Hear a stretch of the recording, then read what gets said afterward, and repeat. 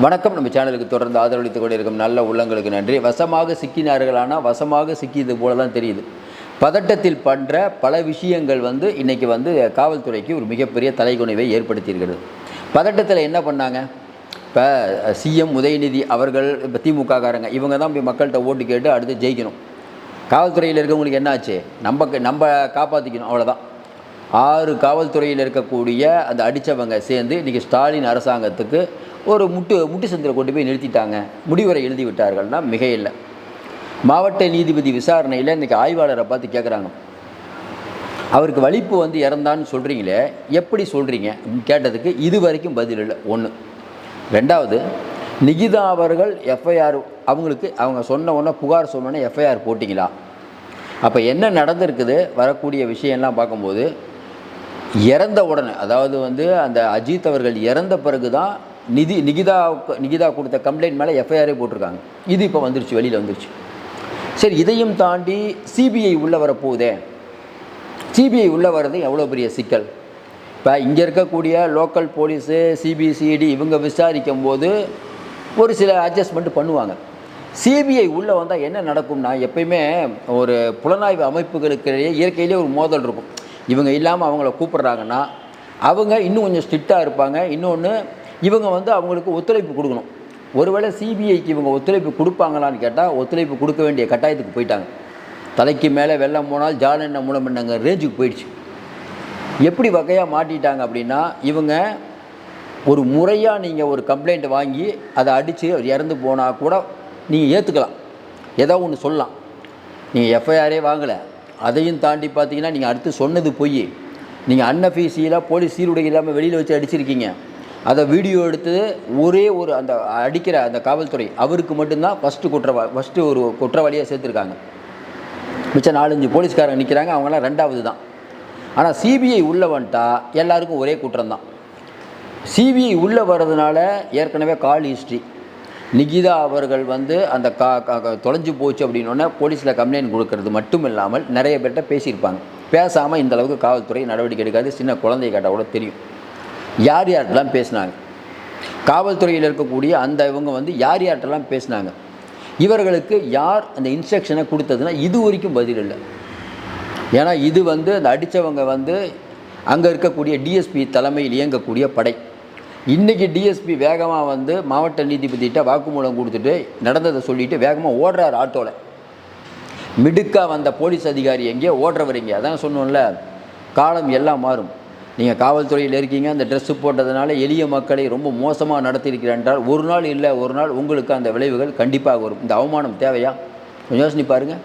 நல்லா தெரியுதுங்க, சிஸ்டம் குலாப்ஸ் அப்படிங்கிறது நல்லா தெரியுது. இதற்கு காரணம் தான் திராவிட மாடல் தான். நான் மறுபடியும் சொல்கிறேன்ல, திராவிட மாடல் நம்ம ஏன் ஸ்டாலின் அவர்கள் அடுத்து வரக்கூடாதுன்னு இவ்வளோ புலம்புறோம்.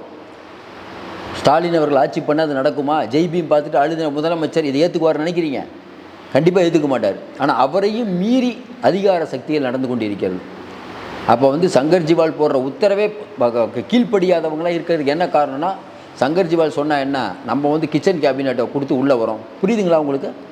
தலைமையில் இருக்கவர் ஒபேதி ஆர்டர், அதுவும் காவல்துறையில் என்னை கரெக்டாக பண்ணுவாங்க. ஆனால் இன்றைக்கி எப்படி இருக்குதுன்னா, ஒவ்வொரு ஐபிஎஸ் அதிகாரிகளில் சில பேர் ஒவ்வொரு ஆளை பிடிச்சி வச்சுக்கிறாங்க. தம்பியை ஒருத்தர், சில பேர் வாரிசு, சில பேர் மாப்பிள்ளை, சில பேர் மேலே கோட்டையில் இருக்கக்கூடிய ஐஏஎஸ் அதிகாரிகள். இவங்களை நீங்கள் ஒன்றுமே பண்ண முடியாது. இவங்க வைக்கிறது தான் ராஜ்யம். மேலே இருக்கக்கூடிய காவல்துறை அதிகாரி ஒரு உத்தரவு போட்டால் கூட இவங்க செயல்படுத்த மாட்டாங்க. செயல்படுத்தாதவர்களை எப்படி காவல்துறை அதிகாரி கட்டுப்படுத்துவார்? முடியாது. ஏற்கனவே ஆகஸ்ட்டில் ரிட்டையர்ட் ஆகிறாரு. அவருக்கு பதவி நீட்டிப்பு கொடுக்கணும்னா இன்றைக்கி இருக்கக்கூடிய ஆளுங்கட்சி தயவு வேணும். அதனால் ஆளுங்கட்சியை பகைச்சிக்குவார் அவர். நேர்மையாக நடக்கக்கூடிய காவல்துறையினருக்கும் இந்த அளவுக்கான அசௌகரியங்கள் இருக்கிறது. கொஞ்சம் யோசனை பாருங்கள். ஐயோ இந்த சங்காத்தமே வேணாம்பா, தமிழ்நாட்டு ஓடுறன்னு எவ்வளோ பேர் அதிகாரிகள் திரும்ப ஓடிருக்காங்க. தமிழகத்தை சேர்ந்த தமிழக கேடர் உள்ள ஒரு ஐபிஎஸ் அதிகாரியாக இருக்கவர். இங்கே லா அண்ட் ஆர்டர் இதில் இப்போ போக்குவரத்துலாம் இருந்தார், பெரிய அதிகாரி, ஓரளவு நேர்மையானவர். இந்த வேலையை இந்த சங்காத்தமே வேணான்ட்டு வடகிழக்கு மாநிலங்களுக்கு போயிட்டார் 10 நாளைக்கு முன்னாடி. இப்படி பல சம்பவங்கள் நடந்துட்டு காவல்துறையிலையும் பல நல்ல அதிகாரிகள் இருக்காங்க. இவங்க தொந்தரவு தாங்கன்னு ஓடுறாங்க. இப்போ அடுத்து சிபிஐ உள்ளே வருது. அப்படிங்கும்போது நீங்கள் ஒரு புலனாய்வு அமைப்பு உள்ளே வருதுன்னா ஒரு கேஸை டக்குன்னு இந்த நடந்த உடனே சிஎம் சிபிஐக்கு ஒப்படைச்சிருப்பா அப்படின்னா பிரச்சனை இல்லை. கடைசி வரைக்கும் இழுத்து தான் நீங்கள் கொடுத்தீங்க. பெரிய அளவுக்கு பிரச்சனை வந்தது. சிபிஐ உள்ளே வரும்போது அவங்களுக்கு சில பல தர்ம சங்கடங்கள் இருக்குது. ஏன்னா இன்றைக்கி வந்து அந்த தடயங்களை அழிப்பதற்கான வேலையை கரெக்டாக பண்ணுவாங்க. நானும் நீங்களோ சொல்லலை. இன்றைக்கி கோர்ட் என்ன கேட்டுச்சு, போலீஸ் ராஜ்யமாக நடக்குது. அது எப்படிங்க காவல்துறையினர் அரெஸ்ட் ஆனால் மட்டும் அவங்க வலிக்க விட மாட்டுறாங்க, அவங்க மாவு கட்டு போட மாட்டுறாங்க? கேட்டாங்களா இல்லையா? அப்போ ஏழைப்பாளைங்க போனாங்கன்னா மாவு கட்டு போட்டு விட்டு எல்லாத்துக்கும் மாவு கட்டு. அது என்கவுண்டருங்கிற பேரில் இவங்க பண்ணுற அட்டூழியம். இப்படிப்பட்ட சூழ்நிலையில் இன்றைக்கி அந்த காவல்துறையில் இருக்கக்கூடியவங்க மாட்டினாங்க அப்படின்னு தெரிஞ்ச உடனே அன்யூனிஃபார்மில், அதாவது யூனிஃபார்மே போடாத வெளியில் வச்சு அடிப்பதற்கு யார் இவர்களுக்கு அந்த தைரியத்தை கொடுத்தது? கண்டிப்பாக அங்கே அந்த குற்றம் சாட்டப்பட்ட காவல்துறை அதிகாரிகள் அவங்க பண்ணியிருக்க வாய்ப்பே இல்லை. சிறப்பு படையில் இருக்கக்கூடியது. ஏன்னா மேலேருந்து இன்ஸ்ட்ரக்ஷன் வராமல் இந்த 10 பவுனுக்காக இந்த அளவுக்கு அடிக்க மாட்டாங்க. இப்போ என்ன சிக்கல்? மாவட்ட நீதிபதி தலைமையில் விசாரிக்கும் போது காவல் ஆய்வாளரை கேட்குறாங்க, இன்னைக்கு காலையில் கேட்குறாங்க, எப்படி வலிப்பு வந்தது நீங்களே முடிவு பண்ணீங்க? என்ன பதில்? காவல்துறையில் இருக்கவர் காவல்துறை பற்றி தான் தெரியும், நீங்கள் என்ன டாக்டரா? வலிப்பு வந்து இறந்துட்டான்னு எப்படி சொன்னீங்க? எந்த மருத்துவர்கிட்ட கூப்பிட்டு போனீங்க? ஒன்று, இவர் அடிக்கிற இடத்துலேருந்து 10 நிமிட தூரத்தில் ஒரு ஹாஸ்பிட்டல் இருக்கான். என்ன நடந்தது அப்படின்னா, இந்த போலீஸ்காரங்க அடித்தாங்கல்ல, அடிச்சிட்டு இருக்கும்போது ஒரு மயக்கமாக வர்றார். மேலிடத்தில் நம்ம சொல்லலாமா வேணாமா? ஏன் மயக்கமாயிட்டான் ஏன்னு சொன்னோம்னா என்ன மூடில் இருக்காங்கன்னு தெரியாது. ஏன்பா 10 பவுன் நகையை ரெக்கவரி பண்ணுன்னா மயக்க மாட்டான், கதையாக விட்டுட்டுருக்க அப்படின்னு சொன்னால் இவங்க என்ன பண்ணுவாங்க? அப்போ என்ன பண்ணிட்டாங்க, இந்த தயக்கத்திலே கொஞ்ச நாள் இருந்துட்டாங்க. இதே ஒரு எஸ்ஐயா யாரோ ஒருத்தர் இருந்தால் வாப்பா எடுத்துகிட்டு போப்பான் இருப்பார். அப்போ இந்த இந்த அந்த கோல்டன் பீரியடும்பாங்கள்ல, இவர் நினச்சிருந்தால் காப்பாற்றிருக்கலாம். இந்த அளவுக்கு பெரிய பிரச்சனை வந்திருக்காது. இவங்க என்ன பண்ணாங்கன்னா, அடித்தவர் அன்கான்சியஸ் ஆனோடனே ஒன்றும் புரியல அவங்களுக்கு. அந்த நேரத்தை கடத்தின உடனே அது முடிஞ்சு போச்சு, வேறு ஒன்று. இப்போ இந்த எப்பயுமே வந்து காவல்துறையோ எல்லா இடத்துலையும் பார்த்தீங்கன்னா மேல் மட்டத்தில் இருக்கவங்க தப்பிச்சுக்குவாங்க, கீழே இருக்கவங்க மாற்றிக்குவாங்க. பலிகாடு அவங்க தான்.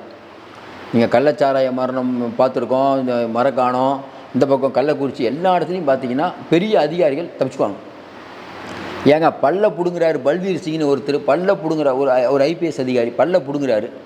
இது வரைக்கும் அவர் மேலே நடவடிக்கை இல்லை, அவர் போஸ்டிங்கில் தான் இருக்கார். திராவிட மாடல் அரசுடைய பெரிய சாதனை தான். தமிழ்நாட்டில் இருக்கவங்களாம் பல்ல பிடுங்குற ஒரு அதிகாரியை அப்படியே அதே போஸ்ட்டில் வச்சுருக்காரு. ஒரு அதிகாரி என்னடா அப்படின்னா, இவர் நம்ம ராஜேந்திர தாஸ், உங்களுக்கு தெரியும், பீலா ராஜேஷ் அவங்க ஹஸ்பண்டு. அவர் வந்து இப்போ பெண் எஸ்பிக்கு பாலியல் பிரச்சனை கொடுத்த வழக்கில் அந்த பெண் எஸ்பியை தடுத்து நிறுத்தினவர் ஒரு எஸ்பி, விருதுநகர் எஸ்பி. அவர் பொதுமக்களை மாட்டு வேறு மாதிரி ஆயிரும் மிரட்டுறார். இந்த தைரியம் யார் கொடுத்தது? இப்போ சமூக ஊடகங்களில் பார்த்தீங்கன்னா காவல்துறையினர் அத்துமீறல்கள் வீடியோ நிறைய அப்லோட் ஆகிட்டு இருக்குது. ஏன்னா பொதுமக்களுக்கு அவ்வளோ கோபம் காவல்துறையினர் மீது. காவல்துறை இல்லாமல் நம்ம வாழ முடியாது. உண்மைதான். நிறைய அதிகாரிகள் இன்னும் அர்ப்பணிப்போடு பணியாற்றிட்டு இருக்காங்க. ஆனால் காவல்துறை மீது மக்களுக்கு ஏன் இவ்வளோ கோவம்னா, புகார் கொடுக்க போகும்போது அவங்க பேசுகிற விதம், நம்மலாம் ஏதோ ஒன்றுக்குமே எதுவுமே இல்லாத மாதிரி, இவங்க ஏதோ ராஜா மாதிரி பேசுகிறது. மன்னர் ஆட்சிங்கிறவங்கள இவங்களும் மன்னர் நினச்சிட்டாங்க. சிஎம் மன்னர்னால் இவங்களும் மன்னர். ஒவ்வொருத்தரும் ஒரு அதிகார மையம், நம்மலாம் இடிச்ச வாங்க. அப்போ இந்த கோவம் ஒட்டு மொத்தமாக வச்சுருந்த கோவம் தான் இன்றைக்கி இந்த அளவுக்கு. இன்னொன்று, ஒட்டுமொத்த ஊர் மக்களே திரண்டுறாங்க. இப்போ என்ன சிக்கல்னா, காவல்துறை எத்தனை பேர் வாயை அடைப்பீங்க நீங்கள்? உங்கள் மேலே ஏற்கனவே அவ்வளோ ஊர் மக்கள் அவ்வளோ கோபத்தில் இருக்காங்க. யாரை வேணாலும் பிடிச்சி போய் அடிக்கிறது தான் இந்த போலீஸ்காரங்களோட வேலை அப்படிங்கிறது அந்த மக்களுடைய குற்றச்சாட்டு. அதுவும் அங்கே எட்டி பார்த்த அங்கே மக்களெல்லாம் பார்த்தா சத்தம், அந்த அஜித் சத்தம் போட்டிருக்காரு. எட்டி பார்த்த மக்கள்லாம் போங்க, பேசுகிறது எப்படி பேசுவாங்கன்னு தெரியல, ராஜா மாதிரி பேசுவாங்க. நம்மலாம் இது போகணும் இவங்களுக்கு பயந்துட்டு. நியாயமாக கூட இவங்ககிட்ட நம்ம உறக்க பேச முடியாது, அவங்க தான் உறக்க பேசணும். காவல்துறையினர் வந்து பொதுமக்களை மரியாதையோடு நடத்தணும், வந்தவுடனே சேர் போடணும். இதெல்லாம் சைதேந்திர பாபு அவர்கள் இருக்கும்போதே சொன்னது. இது வரைக்கும் கடைபிடிக்கப்படுதா சொல்லுங்கள்? எத்தனை காவல் நிலையத்தில் இந்த மாதிரி பண்ணுறாங்க? நீங்கள் போய் பாருங்களேன். ஐயாவா? நான் ஒன்றும் புரியல, யார் ஐயா? நமக்கு தெரிஞ்சு டிவிலலாம் பார்க்குறோம், சின்ன ஐயா பெரிய ஐயா நமக்கு தெரியும். இவர் யாருன்னே தெரியல, இவர் ஐயான்னு கூப்பிடணும்.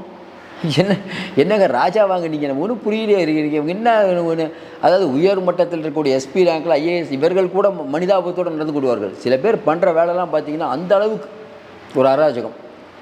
இப்போ இந்த சிபிஐ உள்ளே வரும்போது எல்லாருக்கும் எழக்கூடிய சந்தேகம், சிபிஐ உள்ளே வந்தால் தடயங்களை அழிச்சிட்டா எப்படி கண்டுபிடிப்பாங்கன்னு. ஒன்றும் பிரச்சனை இல்லை. ஏன்னா கால் ஹிஸ்ட்ரி, நிகிதா அவர்கள் வந்து இந்த புகாரை கொடுத்ததுக்கப்புறம் யார்கிட்டலாம் பேசினாங்க எல்லாம் கால் ஹிஸ்ட்ரியில் எடுத்துருவாங்க. அதே மாதிரி இந்த காவல்துறையில் இருக்கவங்க அவங்க செல்ஃபோனில் இதுக்கு முன்னாடி இவங்க யார் யார்கிட்ட பேசினாங்க, இவங்களுக்கு வந்த இன்ஸ்ட்ரக்ஷன் என்ன, இதெல்லாம் சிபிஐ எடுக்க போகுது. அதாவதுங்க இன்றைக்கி வந்து தகவல் தொழில்நுட்பம் வந்த உடனே நீங்கள் சிசிடிவி ஃபுட்டேஜெல்லாம் தராமல் கூட இருக்கலாம், கால் ஹிஸ்ட்ரியை ஒன்றும் பண்ண முடியாது. நீங்கள் என்ன பேசுனீங்க ரெக்கார்டோடு வந்துடும். மாட்டினீங்களா? இப்போ அடுத்து என்ன பண்ணலாம், எப்படிங்க மாட்டுவாங்க அப்படின்னா சிபிஐ உள்ளே வருது. என்ன அதிகபட்சம் என்ன பண்ண முடியும், சிபிஐ மேலே கூட டெல்லியில் லாபி பண்ணி இது வெளிவிடாமல் தடுக்கலாம். ஏன்னா ஐபிஎஸ் கேடரில் இருக்கவங்க தானே எல்லா இடத்துக்கும் போகிறாங்க, இவங்களுக்குன்னு ஒரு லாபி இருக்குமா அப்படின்னு கேட்டால், இன்றைக்கி இருக்கக்கூடிய சூழ்நிலையில் பிஜேபி ஒன்று முடிவு பண்ணிச்சு, உங்களை டேமேஜ் பண்ணிட்டு. ஏற்கனவே உங்களுக்கு தெரியும் இடியை வச்சு நோண்டிட்டு இருக்காங்க. இப்போ இந்த மேட்டரை பிஜேபி சும்மா விடுமா, எடப்பாடி சும்மா விடுவாரா? நம்ம என்ன சொல்கிறோம், ஏதோ ஒரு விஷயத்தில் நியாயம் வந்தால் போதும். பாஜக சொன்னால் என்ன, யார் சொன்னால் என்ன, நியாயம் வர வேண்டும். அப்போ சிபிஐ உள்ளே வருவது பல அதிகாரிகளுக்கு ஒரு பதட்டம். இப்போ மேல்மட்டத்தில் வேறு ஒரு மேட்ரு ஓடிட்டுருக்கோம், எப்படி எங்களை மாட்டி விட்றாதீங்க. ஆனால் இப்போ அந்த போலீஸ்காரங்க தரப்பில் அவங்களுடைய வீட்டில் இருக்க குடும்பத்தில் இருக்கவங்க எல்லாம் பாருங்கள் வெளியில் வந்து போராட்டம் நடத்துனதை பார்த்துருப்பீங்க. இப்போ நம்ம நிறைய பேர் போராட்டம் நிறைய பார்த்துருக்கோம். போராட்டமாக இருப்பாட்டம் போலீஸில் பர்மிஷன் வாங்கணும், நேரடியாக அந்த போலீஸ் ஸ்டேஷனில் முன்னாடிலாம் உட்கார வைக்க விட மாட்டாங்க. அப்போ இந்த காவல்துறையில் இருக்கக்கூடிய இந்த அரெஸ்ட் பண்ண இவங்களுடைய குடும்பத்தினர் அந்த போலீஸ் ஸ்டேஷன் முன்னாடி உட்காந்துருக்காங்களே, யார் இந்த அனுமதியை கொடுத்தது, யாரை மிரட்டுறாங்க இவங்கெல்லாம் கொஞ்சம் யோசனை பாருங்கள். அப்போ என்னென்னா அதாவது என்னென்னா அந்த அஜித் அவர்களுக்கு ஆதரவாக ஒரு பெரிய ஒரு மூமெண்ட் கிளம்பும் போது இந்த காவல்துறையினர் மேலே தப்பே இல்லை அப்படிங்கிற அளவுக்கான மூமெண்ட்டு இன்னொரு பக்கம் காவல்துறையினர் சப்போர்ட்டோடு நடக்குது. இந்த பிரச்சனையை மூடி மறைப்பதற்கு அங்கே இருக்கக்கூடிய திமுக புள்ளிகள் பேரம் பேசினார்கள்னு வரல நியூஸு. ஏங்க அந்த கனிகாமூர் அந்த ஸ்ரீமதினு ஒரு பொண்ணு, அப்போ கூட இதே எம்எல்ஏக்கள் தான், அங்கே இருக்கக்கூடிய லோக்கல் எம்எல்ஏக்கள் தான் பஞ்சாயத்து பேசுகிறாங்க. எல்லா இடத்துலையும் பஞ்சாயத்து பேச வந்துடுறாங்க. திராவிட மாடல் அப்படின்னு சொல்லிட்டு ஒரு குடும்பம் சுரண்டுது அப்படிங்கிறது ஏறக்குறைய உண்மையாகிட்டு இருக்க நேரத்தில் மக்களுக்கு உண்மையான நீதி கூட கிடைக்க மாட்டேங்குது. மாவட்ட நீதிபதி வந்த உடனே ஒரு விஷயம் மட்டும் புரியுது, மாவட்ட நீதிபதி அப்படிங்கிறவர் உயர் நீதிமன்ற நீதிபதி எப்படி கான்ஸ்டியூஷன் அத்தாரிட்டியோ அதே மாதிரி மாவட்ட நீதிபதிக்கு வானளாவிய அதிகாரம் இருக்குது. அவர் நினச்சா தலைமைச் செயலரை கூட விசாரிக்கலாம். உயர் நீதிமன்றம் ரொம்ப அழகாக ஒரு நீதியரசரை போட்டு இதை விசாரிங்கன்னு சொன்னது மேலும் சிறப்பு. மறுபடியும் சொல்கிறோம், ஞானசேகரன் விஷயத்தில் கூட பெண் ஐபிஎஸ் அதிகாரிகள் நியமித்தது கோர்ட்டு தான். இந்த விஷயத்தை பொறுத்த வரைக்கும் சிபிஐக்கு கடைசி நேரத்தில் விட ஒன்றுமே பண்ண முடியாத நிலைமையில் தான் சிபிஐ விசாரணைக்கு ஒத்துக்கிட்டாங்க, இல்லைங்க ஒத்துக்க மாட்டாங்க. நம்ம என்ன தோணுதுன்னா, உயர் அதிகாரிகள் இந்த மாதிரி வந்து எஃப்ஐஆர் போடாமல் விசாரிங்கன்னு சொல்லும்போது குறைஞ்சபட்சம் அங்கே இருக்கக்கூடிய காவல்துறையினர் எஃப்ஐஆர் போட்டு விசாரிக்கிறேன் அப்படின்னு சொன்னால் கஷ்டம் இருக்கும், அப்புறம் எங்கேயாவது தூக்கி அடிப்பாங்க. இருந்தாலும் அப்படி பண்ணலைன்னா இதுதான் நிலைமை. அவங்களுக்கு ஜாமீன் கூட கிடைக்காது. உங்களுக்கு தெரியும், சாத்தான்குளத்தில் இருக்கக்கூடியவர்களும் ஜாமீனே கிடைக்கல. மக்கள் அவ்வளோ பேர் கொந்தளித்து கொண்டே இருக்கிறார்கள். திமுக என்ன நினைக்குதுன்னா, உரிமை தொகையை கொடுக்குறோம், எல்லாமே இலவசமாக கொடுக்குறோம், மக்கள் மறந்துடுவாங்கன்னு நினைக்கிறாங்க. மக்கள் இதை மறக்க மாட்டார்கள். இப்போ சிபிஐயை வந்து உள்ளே வந்துச்சு அப்படின்னு சொன்ன உடனே இவ்வளோ உதறல். இன்றைக்கி மாவட்ட நீதிபதிக்கு நிறைய விஷயத்தை கேட்கும்போது இன்றைக்கி காவல்துறை ஆய்வாளர் அந்த சிசிடிவி ஃபுட்டேஜ்லாம் கொடுத்துருக்காரு. சிசிடிவி ஃபுட்டேஜ் ஏற்கனவே வந்தாலும் இன்னும் நிறையா விஷயங்கள் படும். ஒன்றே ஒரு விஷயந்தான், இன்றைக்கி வந்து சட்டம் நீதிமன்றம் இந்த விஷயத்தை ரொம்ப நுணுக்கமாக அணுகுது. இவர்கள் வெளியே ரொம்ப நாள் வந்து தப்பிச்சிட்டுலாம் இருக்க முடியாது, நிறையா தகவல் வரும். இன்னொன்று, நிகிதா அவர்களை பற்றி புகார் கொடுத்த பெண் மீது பல மோசடிகள் வருகிறது. இப்போ தான் அவங்க வந்து கவர்மெண்ட் காலேஜில் ப்ரொஃபஸராக இருக்காங்க. கோவிசிலியன் மினிஸ்டர் சொல்கிறாரு, துறை ரீதியான நடவடிக்கை அவங்க மேலே எடுக்கப்படும்ங்கிறார். இவ்வளோ நாள் அவங்க பண்ண ஃப்ராடெல்லாம் ஏகப்பட்ட பேர் கம்ப்ளைண்ட் கொடுக்குறோம், அப்போல்லாம் நடவடிக்கை எடுக்கலை. இப்போ தான் நடவடிக்கை எடுப்பீங்களா? கண்கட்ட பிறகு சூரிய நமஸ்காரம். ஒன்று, ஒரு மோசடி பெண் சொன்னதை நம்பி இன்றைக்கி விசாரிக்க போய் ஒருவர் இறந்திருக்கிறார். ஒன்றா, எப்பயுமே பணக்காரங்க அவங்களாம் இறக்க மாட்டாங்க, ஏழைகள் தான் இறப்பாங்க. அந்த குதிரை ஓட்டும் தொழிலாளி விக்னேஷ், இந்த மாதிரி 24 பேர் அஃபீஷியலாக சொல்லாது எவ்வளவோ. இன்றைக்கி அந்த நிகிதா அவர்கள் வந்து திமுக ஆதரவாளர்னு பிஜேபிக்காரங்க, பிஜேபி ஆதரவாளர்கள்னு திமுககாரங்க மாற்றி மாற்றி சொல்லிட்டுருக்கீங்களே. எந்த கட்சி ஆதரவாளர் இருந்தாங்க, தப்புன்னா இந்நேரம் உள்ளத்துக்கு போட்டுருக்கணும் இல்லைங்க, விசாரிச்சிருக்கணும் இல்லைங்க. இவ்வளோ பேர் பாதிக்கப்பட்டவங்க இருக்காங்க. அப்போ இவங்களுக்கு என்னென்னா, அடுத்து வந்து திடீர்னு பார்த்தீங்கன்னா விஜய் வந்து நேற்று பேசின விஷயம், விஜய் மேட்ரு ஓடிட்டாங்க, இந்த அஜித் மேட்ரு விட்டாங்க. நம்ம மறதிங்கிறது நிறையா மறந்துக்கிட்டே இருப்போம்ல. ஆனால் இந்த விஷயத்தை பொறுத்த வரைக்கும் சிபிஐ உள்ளே வரப்போது கொடுத்துட்டாங்க. அவர்கள் பல விஷயங்களை வெளிக்கொண்டு போகிறார்கள். திராவிட மாடலுக்கு நிறைய பேர் முடிவு கட்டினாலும் காவல்துறை ஃபஸ்ட்டு இருக்கும். அதாவது திராவிட மாடல் ஆட்சியில் வந்து எந்த துறைக்கு வந்து திமுகவுக்கு களங்கம் ஏற்படுத்தினா அது காவல்துறையாக தான் இருக்கும். ஏன்னா அது சிஎம் பண்ண வேலை. ஏற்கனவே உங்களுக்கு தெரியும், ஆற்காடு வீராசாமி அவர்கள் மின்சாரத்துறை அமைச்சராக இருக்கும்போது ஆற்காடு வீராசாமியே சொன்னது, நாங்கள் ஆட்சியை இழக்கணும்னு ஒரு சூழ்நிலை வந்தால் அது மின்சாரத்தினால தான், மின்சார பிரச்சனை. அதே போல் ஸ்டாலின் அவர்கள் ஆட்சி இழப்பதற்கு காவல்துறையை அவர் சரியாக கையாளதே ஒரு பெரிய காரணமாக இருக்கும். இதை விரைவில் அவங்க சந்திப்பாங்க. மறுபடியும் சொல்கிறோம், சிபிஐ உள்ளே வந்தது கால் ஹிஸ்ட்ரி எடுக்க போது பல பேர் மாட்ட போகிறாங்க. மாவட்ட நீதிபதியுடைய பேச்செல்லாம் பார்க்கும்போது, வரக்கூடிய தகவலாம் பார்க்கும்போது பெரிய முட்டு சந்தில் அரசாங்கம் இருக்கிறது அப்படின்னு புரிய முடியுது. நீதி வழங்க வேண்டுங்கிறது தான் நம்மளுடைய எண்ணம். இனிமேல் இதுபோல் நடக்கக்கூடாது. மீண்டும் சந்திப்போம். நன்றி, வணக்கம்.